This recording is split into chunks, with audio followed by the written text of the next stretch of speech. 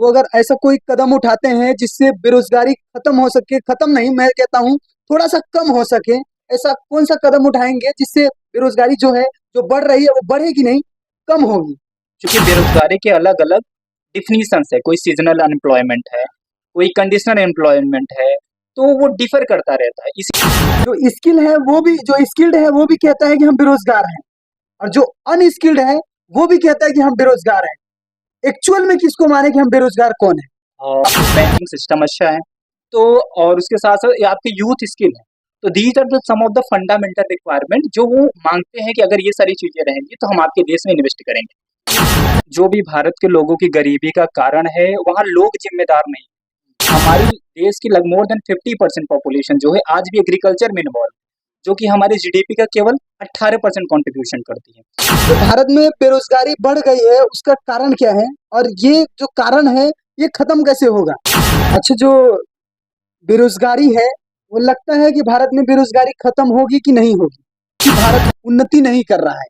आज मेरे दोस्त हैं, मेरे भाई हैं, इसी तरह पूछते हैं कि भारत उन्नति सही में नहीं कर रहा है कि कर रहा है? क्या करना पड़ेगा कि private sector have just capability to fulfil the requirement of the unemployment, हमको एक्सेप्ट करना पड़ेगा। और भविष्य में अगर पहले स्थान पे देखे अमेरिका है, फिर चाइना है, फिर जर्मनी है, फिर जापान है, फिर 5वें नंबर पे भारत है। तो इसमें एक डायमेंशन में तो हम कह सकते हैं कि हाँ, भारत की इकोनॉमी जीडीपी के सेंस में बहुत अच्छा प्रोग्रेस कर रही है।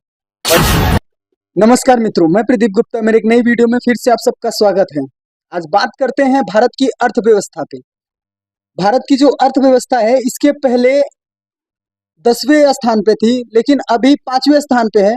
फिर भी कुछ लोगों का कहना है कि भारत उन्नति नहीं कर रहा है।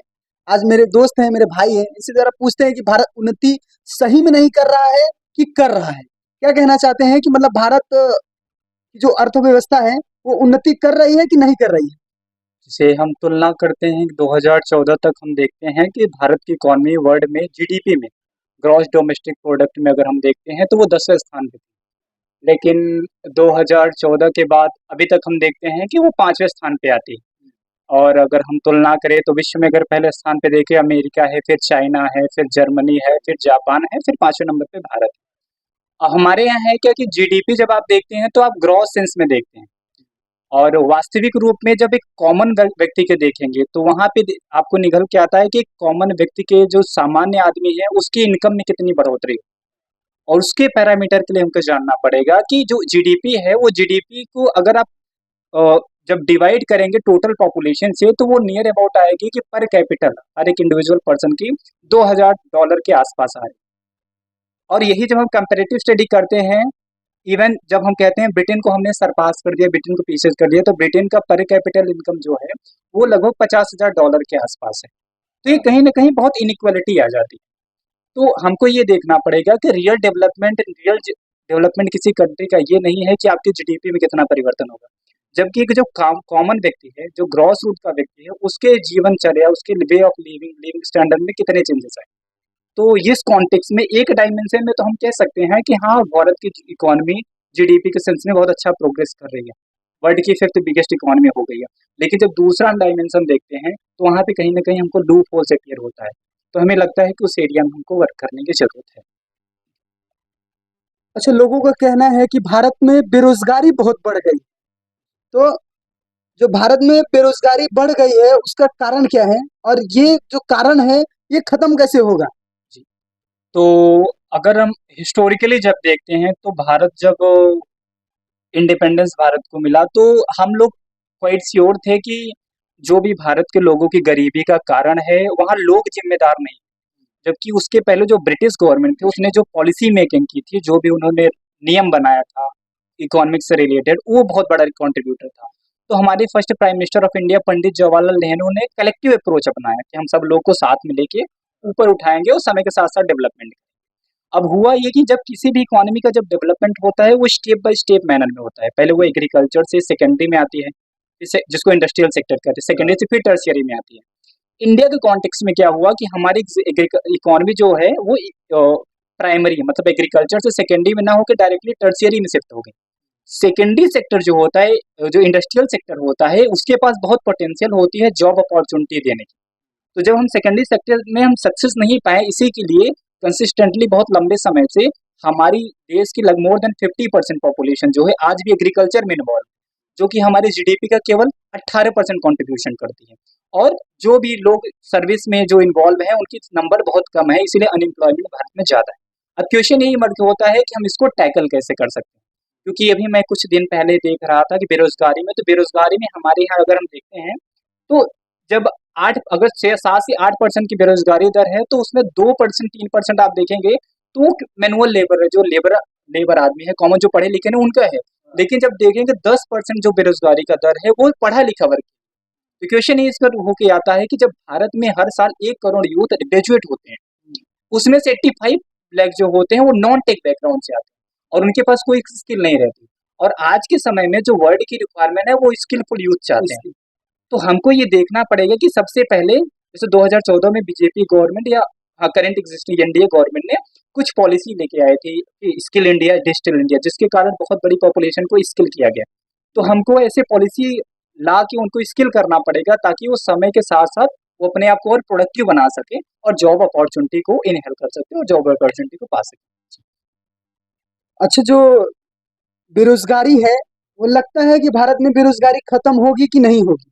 पहले तो हमको एक देखना पड़ेगा कि भारत की पॉपुलेशन बहुत बड़ी पॉपुलेशन। भारत एक ऐसा देश है कि जो विश्व में सबसे ज्यादा वर्किंग एज पॉपुलेशन वाला देश है।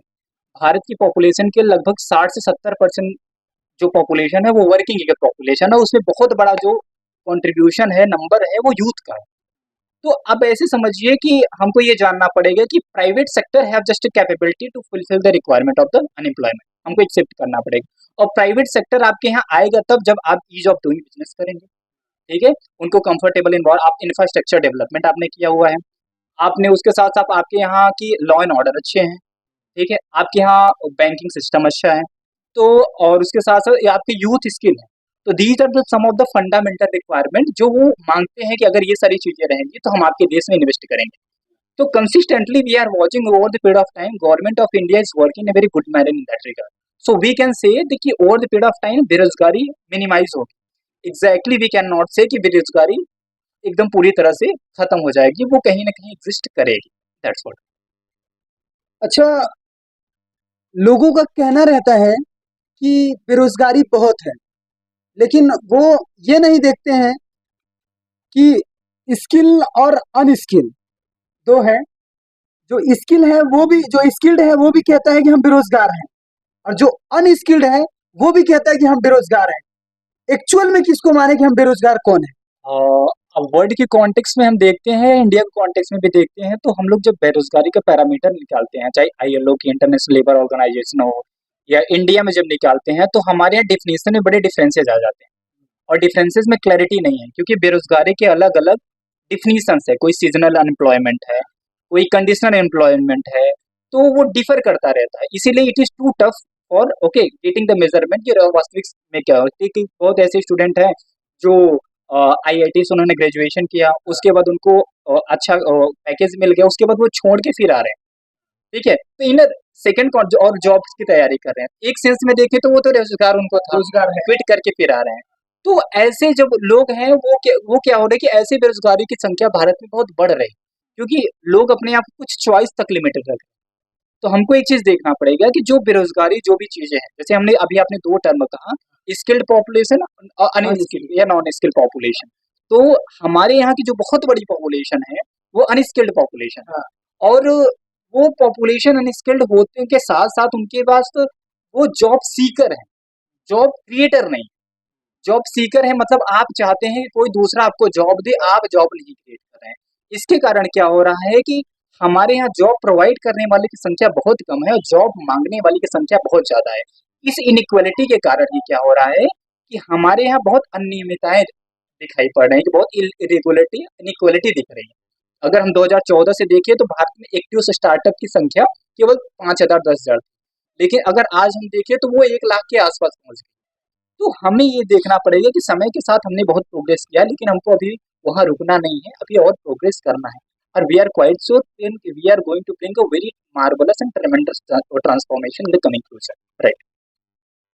अच्छा, गवर्नमेंट को ऐसा क्या करना चाहिए जो थोड़ा सा, जो बेरोजगारी इतना बढ़ गया है वो अगर ऐसा कोई कदम उठाते हैं जिससे बेरोजगारी खत्म हो सके, खत्म नहीं, मैं कहता हूँ थोड़ा सा कम हो सके, ऐसा कौन सा कदम उठाएंगे जिससे बेरोजगारी जो है, जो बढ़ रही है, वो बढ़ेगी नहीं, कम होगी?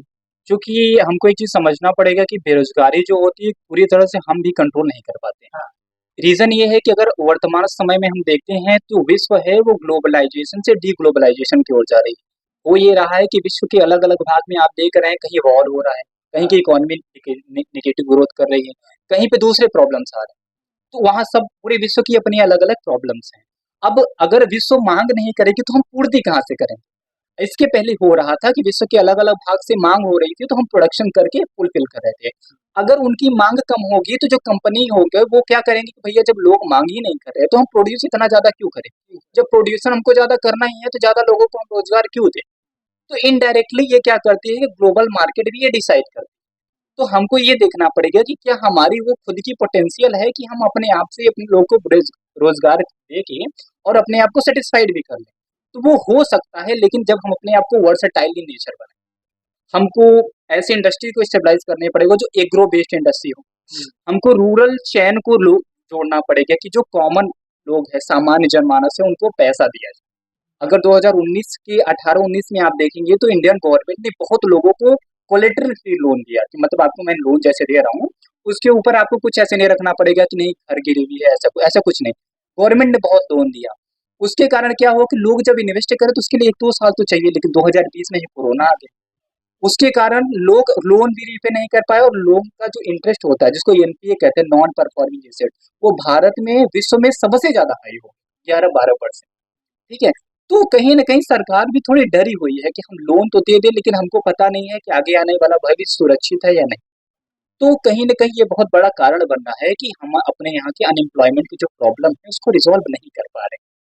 ये सारी चीज़ें जो मुझे लगता है, और अगर सरकार मुझे लगता है कि इन क्षेत्र में और अच्छा कर सकती है कि थोड़ा स्ट्रॉन्ग थोड़ा डिसीज़न गवर्नमेंट और ले, जैसे उस समय ली थी, क्योंकि हमें नहीं पता था कि कोरोना जैसे महामारी हमारे सम्मुख आ जाएगी। लेकिन हमको कुछ समझना पड़ेगा कि हमको फिर से स्ट्रॉन्ग डिसीज़न लेना पड़ेगा ताकि हम अपनी प्रॉब्लम्स को फिर से रिज़ॉल्व कर सकें।